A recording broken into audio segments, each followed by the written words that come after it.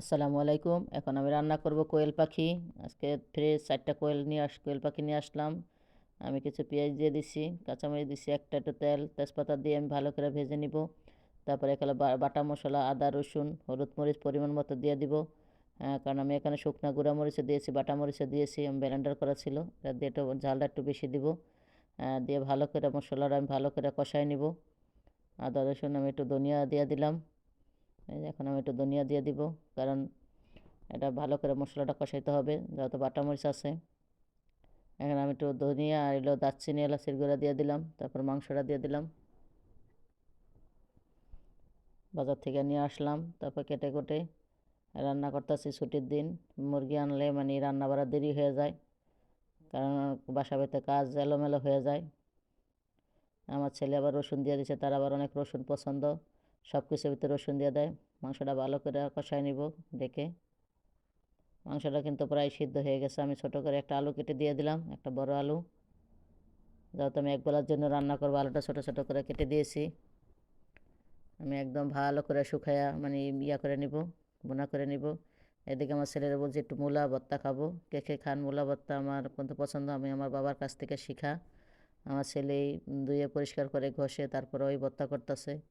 এই যে বললাম তুমি একটু ভর্তা করো, ছেলে মেয়েদের কাজ শিখাইতে ছোটোর থেকে। ছেলেমেয়েরা একটু কাজ করলে মারও একটু সাহায্য হয়, ভবিষ্যতে বউ আসলে তারও একটু সাহায্য হবে, কারণ এগুলো শিখাইতে হয় বাপ মার। কারণ আমি ওরা বাসায় থাকলে আমি এক একটা কড়াই ডাক দিয়ে করে, ঘর পরিষ্কার করা বা পাকঘরে কোনো কাজ টাজ লাগলে ওগুলো আমি করাই। এই যে ভর্তা করতেছে আমার জন্য তেল ছাড়া, আর হ্যাঁ বাপের আর ছেলের জন্য তেল দিয়া। আমি ডাল রান্না করলাম, ভাত হয়েছে, মূলা ভর্তা দুপুরের জন্য। আর এই কবুতরের মাংস, সরি কবুতর না কোয়েল পাখি কষানো হয়ে গেছে।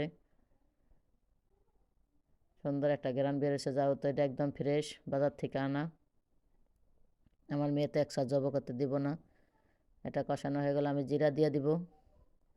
অত ছোটো মানুষ বোঝে না, ও ভাবছে এটা আমি পালার জন্য আনছি, ওকে জব করবা কেন, এগুলো কষ্ট পাইব। ও একসাথে জব করতে দিব না। ভালো করে কষা আমি একটু গরম পানি দিয়ে দিলাম।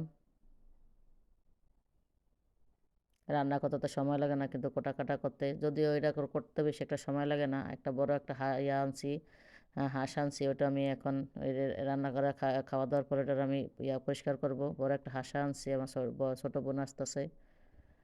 এই যে আমার রান্না কিন্তু কমপ্লিট। দেখতে কিন্তু অসাধারণ হয়েছে। যারা আমার ফেসবুক থেকে দেখছেন, চ্যানেলটি একটি লাইক কমেন্ট শেয়ার দিয়ে পাশে থাকবেন। আর যারা ইউটিউব থেকে দেখছেন, চ্যানেলটি সাবস্ক্রাইব করে পাশে থাকবেন। তখন সাথে থাকার জন্য ধন্যবাদ। আল্লাহ হাফেজ।